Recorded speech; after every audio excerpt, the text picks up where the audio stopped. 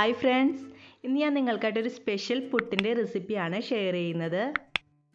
ഇപ്പോൾ പല ഹോട്ടലുകളിലും അവൈലബിൾ ആയിട്ടുള്ള ബിരിയാണി പുട്ടാണ് നമ്മളിന്ന് തയ്യാറാക്കാനായിട്ട് പോകുന്നത്. അപ്പോൾ അതെങ്ങനെ നമുക്ക് ഈസി ആയിട്ട് വീട്ടിൽ തന്നെ തയ്യാറാക്കി എടുക്കണമെന്ന് നോക്കാം. ചിക്കൻ വെച്ചിട്ടുള്ള ബിരിയാണി പുട്ടാണ് ഞാനിപ്പോൾ തയ്യാറാക്കുന്നത്. അപ്പോൾ അതിനായിട്ട് ആദ്യം തന്നെ നമുക്കിതിലേക്ക് ഫില്ല് ചെയ്യാനുള്ള മസാല തയ്യാറാക്കിയെടുക്കണം. ഈ മസാല തയ്യാറാക്കാനായിട്ട് ഞാനിപ്പോൾ സവാളയും കാഷ്നട്ടൊക്കെ വറുത്ത് കോരി മാറ്റിയ ആ ഒരു ഓയിലാണ് യൂസ് ചെയ്യുന്നത്. ഏകദേശം ഒരു 2 ടേബിൾ സ്പൂൺ കാണും. അതിലേക്ക് 2 ചെറിയ വഴനയിലയും പിന്നെ 2 മീഡിയം സൈസ് സവാള ഇതുപോലെ കൊത്തി അരിഞ്ഞതും കൂടി ചേർത്ത് കൊടുത്തിട്ടുണ്ട്. ഇതിപ്പോൾ 4 പേർക്ക് കഴിക്കാനായിട്ട് ആവശ്യമുള്ള ബിരിയാണി പുട്ടിൻ്റെ മസാലയാണ് ഞാനിപ്പോൾ തയ്യാറാക്കുന്നത്. അപ്പോൾ 2 മീഡിയം സൈസ് സവാള മതി. ഇപ്പോൾ സവാളയുടെ കളറൊക്കെ ഒന്ന് ചേഞ്ച് ആയിട്ട് വന്നിട്ടുണ്ട്. ഏകദേശം 2 മിനിറ്റോളം ആയിട്ടുണ്ട്. ഇനി ഞാനിതിലേക്ക് ഇഞ്ചി, പച്ചമുളക്, വെളുത്തുള്ളി എന്നിവ ചതച്ചത് 1 ടേബിൾ സ്പൂൺ ചേർത്ത് കൊടുക്കുന്നുണ്ട്. ഇനി ഇതിൻ്റെ പച്ചമണമൊക്കെ ഒന്ന് മാറുന്നത് വരെ നന്നായിട്ടൊന്ന് വഴറ്റി കൊടുക്കണം. അപ്പോൾ ഞാനിതിലേക്കെല്ലാം ചതച്ചതാണ് ചേർത്ത് കൊടുത്തത്. അങ്ങനെ ആകുമ്പോൾ നമുക്ക് വായിൽ കടിക്കാനായിട്ടൊന്നും കിട്ടില്ലല്ലോ. അപ്പോൾ അതാണ് കുറച്ചുകൂടി നല്ലത്. ഇപ്പോൾ സവാളയൊക്കെ നന്നായിട്ട് മൂത്ത് വന്നിട്ടുണ്ട്. ഇനി ഞാനിതിലേക്ക് ഒരു 1/4 ടീസ്പൂൺ മഞ്ഞൾപ്പൊടി ചേർത്ത് കൊടുക്കുകയാണ്. വേറെ മസാലയൊന്നും ഇപ്പോൾ ആഡ് ചെയ്യുന്നില്ല. ഇനി നമ്മളിതിലേക്ക് ചേർക്കാൻ പോകുന്നത് മസാല പുരട്ടി വെച്ചിരിക്കുന്ന ചിക്കനാണ്. എല്ലില്ലാത്ത ചിക്കനാണ് ഞാനിപ്പോൾ ഇതിനായിട്ട് എടുത്തിരിക്കുന്നത്. ഏകദേശം ഒരു 200 ഗ്രാം ഉണ്ടാവും. മഞ്ഞൾപ്പൊടി, മുളക് പൊടി, ഉപ്പ്, കുരുമുളക് പൊടി എന്നിവ ചേർത്തിട്ട് പുരട്ടി വെച്ചിരിക്കുന്നതാണ്. അത് നമുക്കിതിലേക്ക് ആഡ് ചെയ്ത് കൊടുക്കാം. നന്നായിട്ടൊന്ന് മിക്സ് ചെയ്ത് കൊടുത്ത ശേഷം ഈ ചിക്കനിൽ നിന്ന് ഇറങ്ങിയ വെള്ളമൊക്കെ ഒന്ന് വറ്റുന്നത് വരെ നമുക്ക് ഇളക്കി കൊടുത്തുകൊണ്ടിരിക്കണം.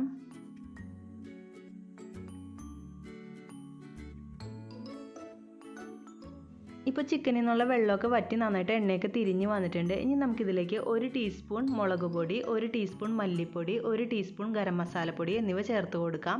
എന്നിട്ട് വീണ്ടും ഇതിൻ്റെ പച്ചമണമൊക്കെ മാറുന്നത് വരെ നന്നായിട്ടൊന്ന് മിക്സ് ചെയ്ത് കൊടുക്കാം.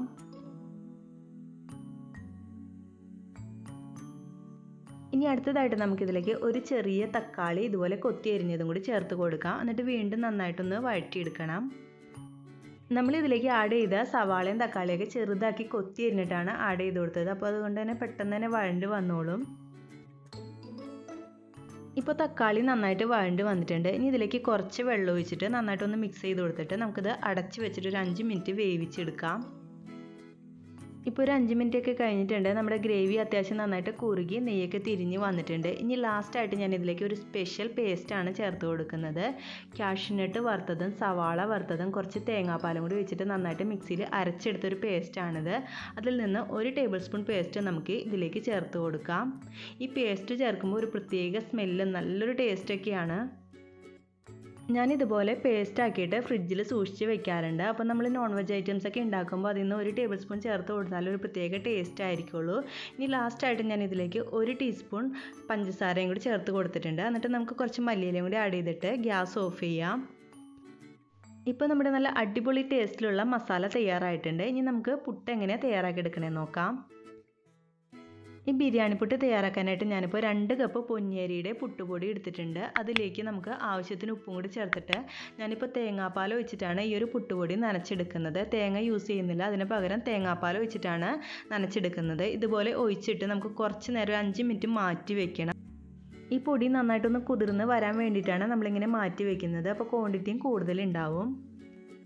ഇപ്പോൾ ഒരു 5 മിനിറ്റ് കഴിഞ്ഞിട്ടുണ്ട്. ഇനി നമുക്ക് ഈ പുട്ടിൻ്റെ പൊടി നന്നായിട്ടൊന്ന് കട്ടയില്ലാതെ ഉടച്ചെടുക്കാം. അപ്പോൾ നമ്മൾ ബിരിയാണി പുട്ടാണ് തയ്യാറാക്കുന്നത്. അപ്പോൾ അതിനായിട്ട് കുറച്ച് ഇൻഗ്രീഡിയൻസ് ഒക്കെ ഇതിലേക്ക് ആഡ് ചെയ്ത് കൊടുക്കുന്നുണ്ട്. ഒരു ചെറിയ ക്യാരറ്റ് നന്നായിട്ട് ഇതുപോലെ കൊത്തി അരിഞ്ഞെടുത്തത്, പിന്നെ കുറച്ച് മല്ലിയില, പിന്നെ നമുക്കിതിലേക്ക് കുറച്ച് സവാള വറുത്തതും കാഷ്നട്ട് വറുത്തതും കൂടി ആഡ് ചെയ്ത് കൊടുക്കാം. ഈ സവാളയും കാഷ്നട്ടും കൂടി വറുത്ത കൂട്ടത്തിൽ ഞാൻ കുറച്ച് കിസ്മിസും കൂടി വറുത്തിട്ടിട്ടുണ്ടായിരുന്നു. അതും കൂടി ഒന്ന് നന്നായിട്ടൊന്ന് മിക്സ് ചെയ്ത് കൊടുത്തിട്ടുണ്ട്. ഇനി നമുക്ക് പുട്ട് തയ്യാറാക്കാനായിട്ട് തുടങ്ങാം. ഞാനിപ്പോൾ ചിരട്ട പുട്ട് മേക്കറിലാണ് പുട്ട് തയ്യാറാക്കുന്നത്. കുറച്ച് സവാള വറുത്തത് ആദ്യം തന്നെ ഇട്ട് കൊടുക്കാം. അതിനുശേഷം നമ്മൾ ഈ തയ്യാറാക്കി വെച്ചിരിക്കുന്ന പുട്ടുപൊടി കുറച്ച് ആഡ് ചെയ്തിട്ട് വീണ്ടും അതിൻ്റെ മുകളിലായിട്ട് നമ്മൾ തയ്യാറാക്കി വെച്ചിരിക്കുന്ന മസാലയും കൂടി ആഡ് ചെയ്ത് കൊടുക്കാം. എന്നിട്ട് വീണ്ടും അതിൻ്റെ മുകളിലായിട്ട് വീണ്ടും പുട്ടുപൊടി ചേർത്ത് കൊടുക്കണം.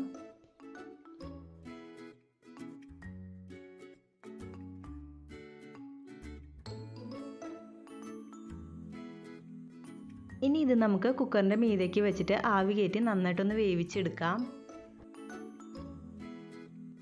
ഇപ്പോൾ ആവി നന്നായിട്ട് വന്നു തുടങ്ങിയിട്ടുണ്ട്. ഇനി ഇതിൻ്റെ അടപ്പ് വെച്ചിട്ട് അടച്ച് വെച്ചിട്ട് ഒരു 3 മിനിറ്റോളം നന്നായിട്ടൊന്ന് വേവിച്ചെടുക്കാം.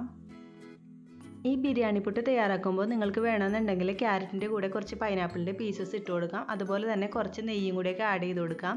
ഞാനിപ്പോൾ നെയ്യൊന്നും ആഡ് ചെയ്യാതെ കുറച്ചും കൂടി ഒരു ഹെൽത്തി ആയിട്ടാണ് ചെയ്തിരിക്കുന്നത്. ഇപ്പോൾ നമ്മുടെ നല്ല ആവി പറക്കുന്ന നല്ല മണമൊക്കെയുള്ള ബിരിയാണി പുട്ട് തയ്യാറായിട്ടുണ്ട്. ശരിക്കും ആ ഒരു ബിരിയാണിയുടെയൊക്കെ മണം തന്നെയാണ്. അതുപോലെ തന്നെയാണ് ആ ടേസ്റ്റും. അരിക്ക് പകരം പൊടി വെച്ചിട്ട് നമ്മൾ ഉണ്ടാക്കുന്നത് മാത്രമേ ഉള്ളൂ. അപ്പോൾ നിങ്ങൾ എന്തായാലും ഒന്ന് ട്രൈ ചെയ്ത് നോക്കണം. ഇനി വിരുന്നുകാരൊക്കെ വരുമ്പോൾ ഒന്ന് ട്രൈ ചെയ്ത് നോക്കിയിട്ട് നിങ്ങളുടെ അഭിപ്രായങ്ങൾ എന്നെ അറിയിക്കാനായിട്ട് മറക്കരുത്. താങ്ക്